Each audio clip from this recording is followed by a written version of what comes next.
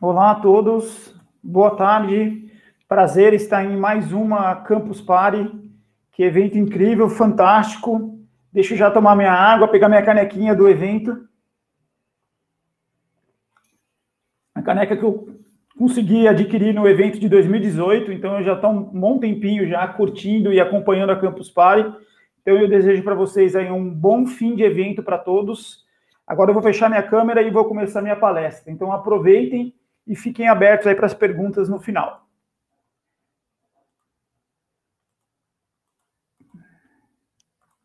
Vamos lá, eu vou falar sobre transparência algorítmica em soluções de IA, de inteligência artificial. Então eu faço uma breve apresentação minha. Lucas, cientista de dados em evolução, docente por amor e paixão, também participante de movimentos hackers e evento techs. Essa foto foi tirada lá na Campus Party de Brasília, num evento que eu participei lá no estádio Mané Garrincha. Foi uma experiência incrível. Eu falei sobre dados abertos e Python, na época no Palco Coders. Foi uma experiência muito grande, muito rica e muito satisfatória. Então vamos lá. Vamos dar sequência aqui, que hoje o tempo está rapidinho. Então vamos lá, eu vou começar primeiro contextualizando, né, o porquê desse tema, né, de transparência algorítmica, né. Eu estou querendo trazer esse tema para a Campus Party, também estou pesquisando sobre isso, né. Por quê, né? Porque o foco a gente já tem algumas soluções que já estão em produção no ambiente de governo, no ambiente governamental, né, e o que está por trás, né, dessas soluções baseadas em decisões automatizadas, né? Como é que é feito esse algoritmo? Como é que, se ele tem algum viés, ele não tem um viés? Como é que a gente trata e lida com isso da melhor forma, né? Ou sendo desenvolvedor, ou sendo um cidadão, ou sendo alguém atingido direta ou indiretamente com essas decisões tomadas por tais soluções.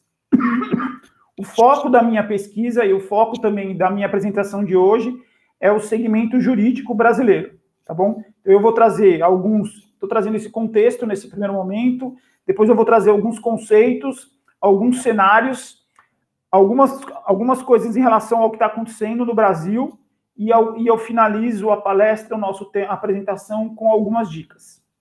Então, apresentando o conceito, né, a nossa sociedade é uma sociedade conectada, é um movimento que essa conexão está crescendo desde a década de 90. A nossa sociedade brasileira é fortemente influenciada por novas tecnologias.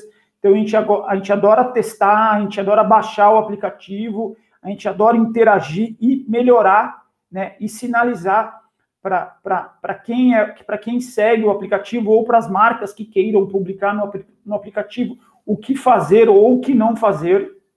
Ao mesmo tempo, né, antes mesmo da pandemia, a gente já estava vivendo, né, uma crescente, né, por novas necessidades, por demanda por serviços e também por produtos sociais, né. Isso é a nossa sociedade exigindo e demandando do governo. E eu quero tirar um pouco o lance de política, vamos deixar um pouco a política de lado e vamos falar do governo, independente da esfera, se ele é federal, se ele é do estado ou se ele é do município. Em contrapartida, também, o governo já está oferecendo algumas soluções, mesmo que timidamente, já existe alguma coisa no ar. Para quê? Para gerar um benefício maior para a população, para melhorar um acesso, entre outras coisas. Então, agora na pandemia, eu vi alguns estados, algumas prefeituras lançando e automatizando alguns serviços, e vi isso com bons olhos. E também, por último, né, o interesse e atenção, né, sobre o tema dessa transparência governamental, né.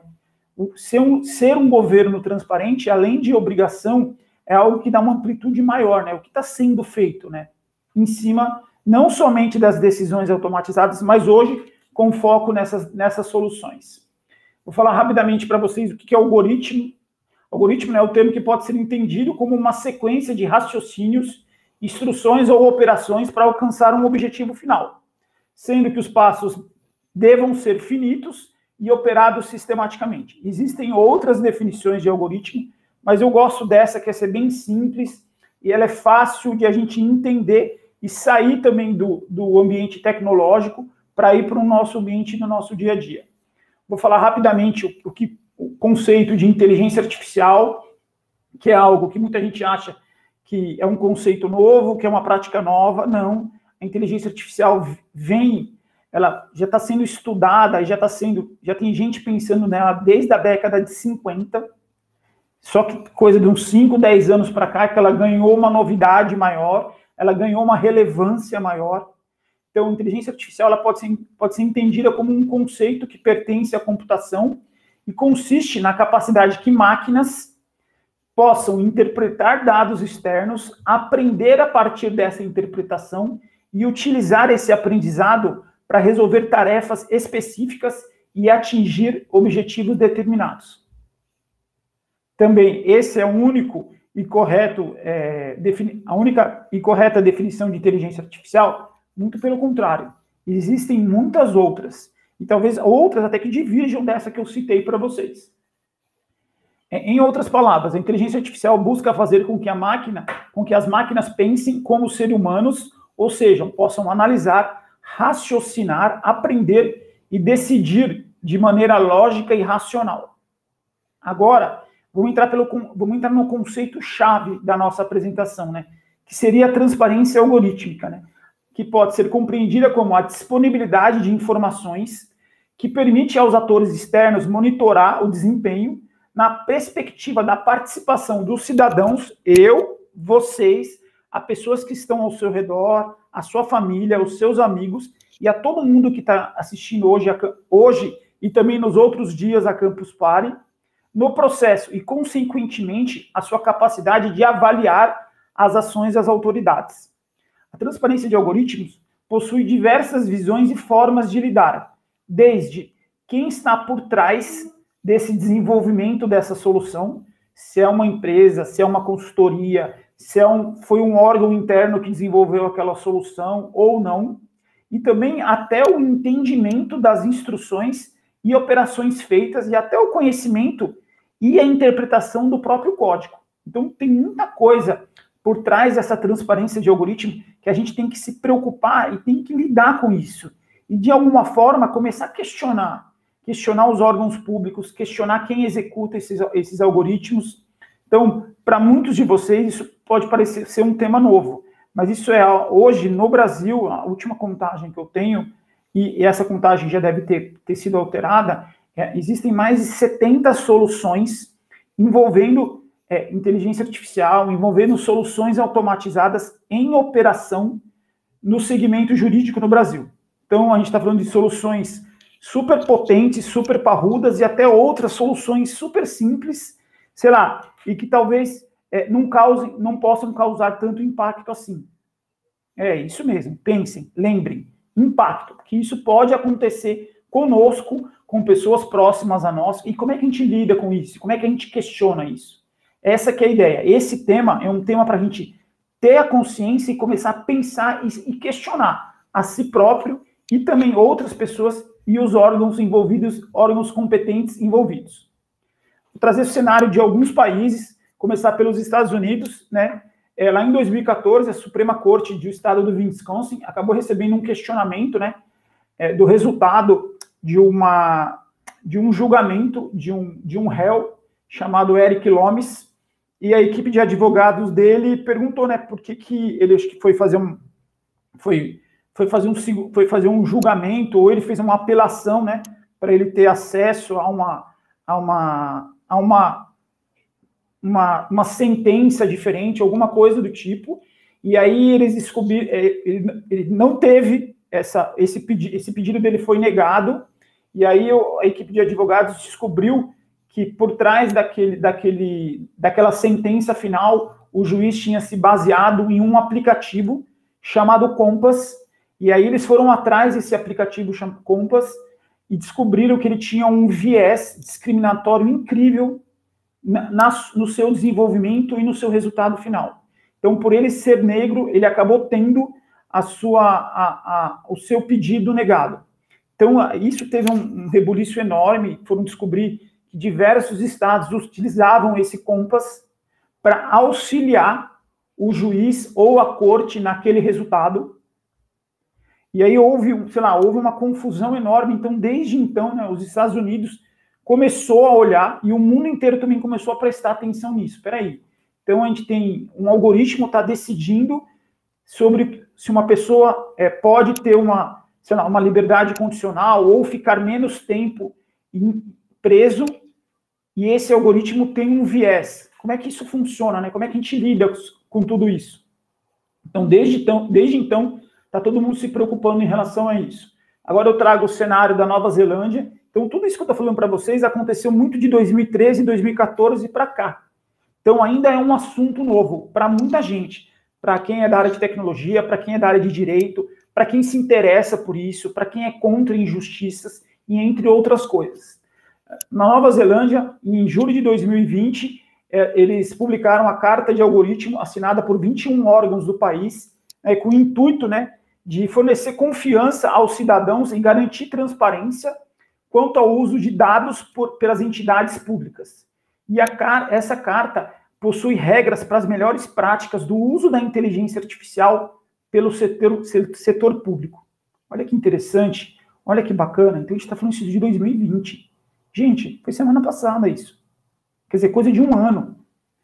O Chile, país da América do Sul, em fim de 2019, eles fizeram um evento chamado Transparência, Responsabilidade e Ética, que foi promovido pelo Ministério de Tecnologia do país, com 3 painéis para apresentação de algumas iniciativas. Muita gente se questiona, mas peraí, isso deve ter sido um evento super fechado, somente o governo pode ter participado disso, e não. Muita gente participou e isso foi aberto ao público e à população. E agora, para esse primeiro semestre de 2021, estava prevista a publicação da Política Nacional de Inteligência Artificial do Chile. A União Europeia, agora em abril de 2021, também apresentou a proposta, né, da primeira lei europeia para a inteligência artificial para a União Europeia inteira. Então, a gente está falando de mais de 20 países.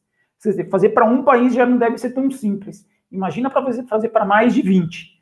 Mas, assim, a gente já está vendo um movimento muito grande de outros países, de continentes, se preocupando quanto a isso. Aqui no Brasil, a gente já tem alguma coisa feita.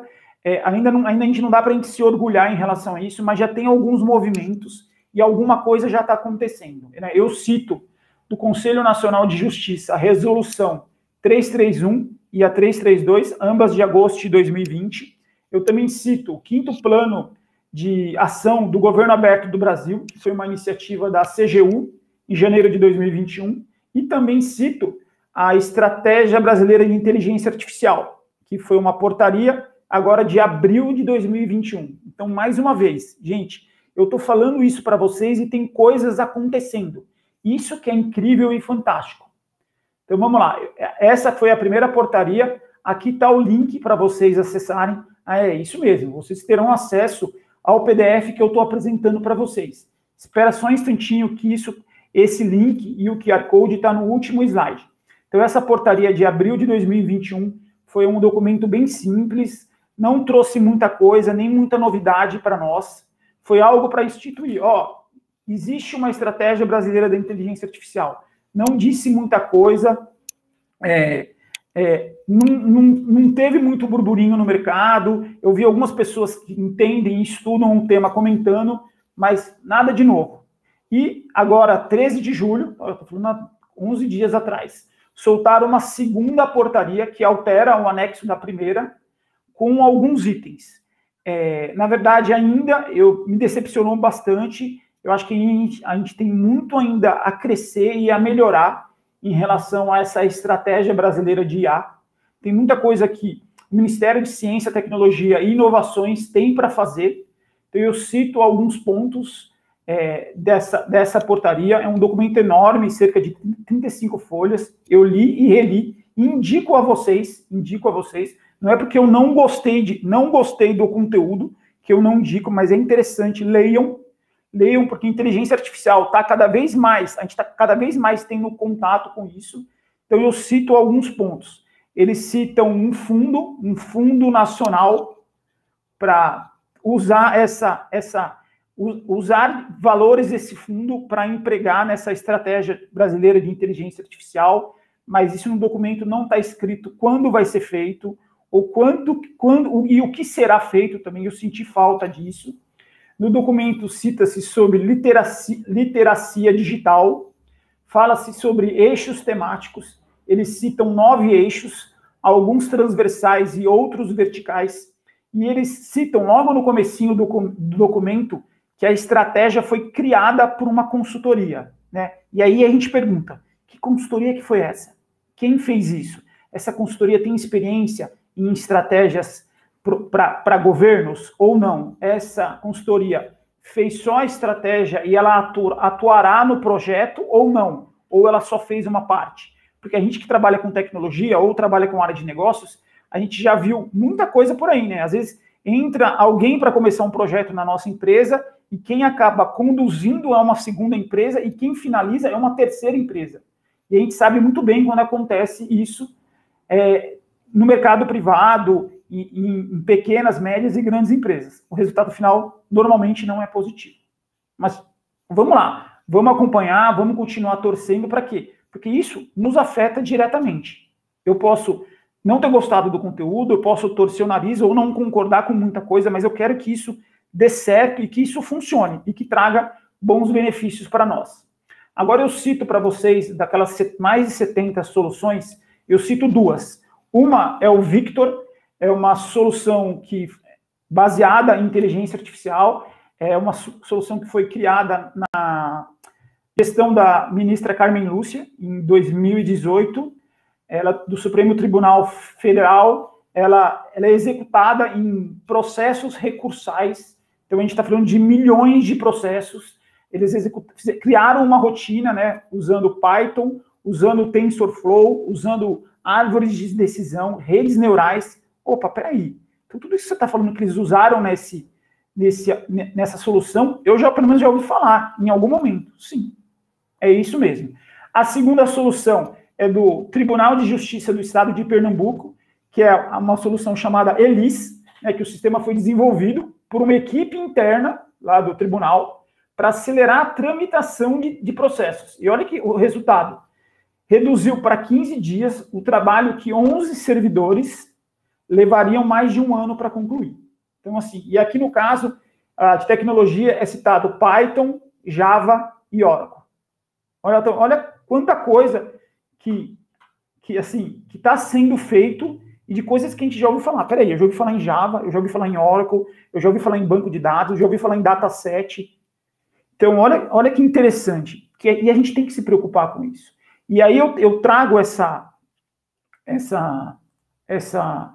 esse tema, por quê? Para a gente fazer alguns questionamentos e para a gente se perguntar, peraí, qual que é o entendimento, né, dessa percepção e transparência algorítmica por parte dos usuários de sistema do Estado? Então, quem está lá operando aquela solução, como é que ele vê isso?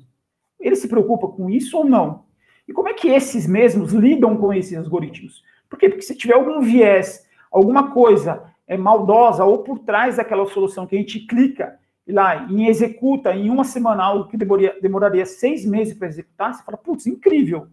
Mas como é que está por trás disso? Como é que está a auditabilidade desse resultado final? Como é que está a explicação, a usabilidade da transparência desses algoritmos?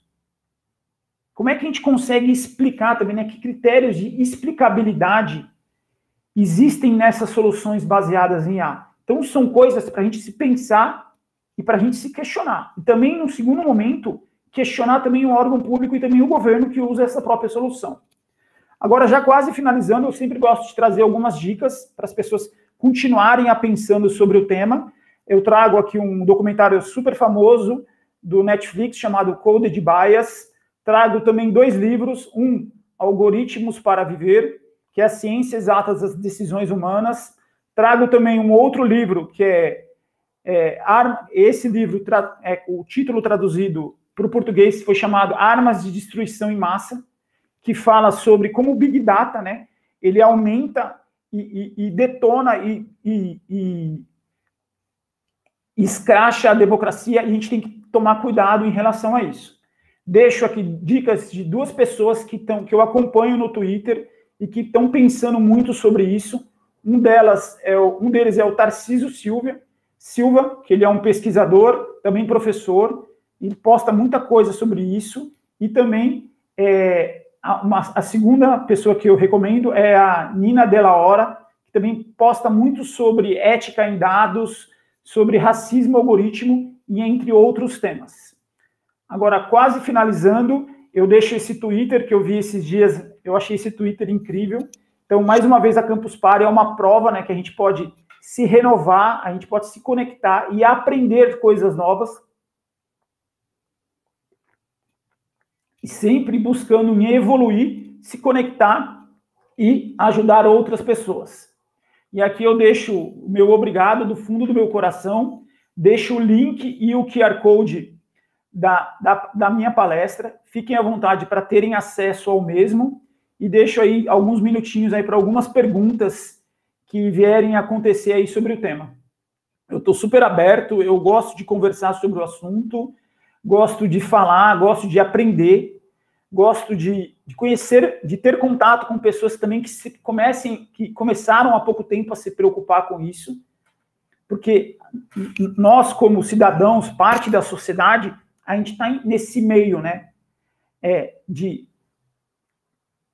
A gente está sendo impactado por essas soluções, por soluções baseadas em IA. E essa solução, será que é uma solução justa? Será que isso que aconteceu, às vezes não com a gente, mas talvez com um conhecido nosso, que conseguiu ter acesso a algum programa do governo de renda, ou ele conseguiu ser contemplado para algum benefício, para ele fazer conseguir fazer uma universidade, por que um conseguiu e o outro não conseguiu? Então, são coisas para a gente se perguntar e para a gente questionar. E continuar estudando.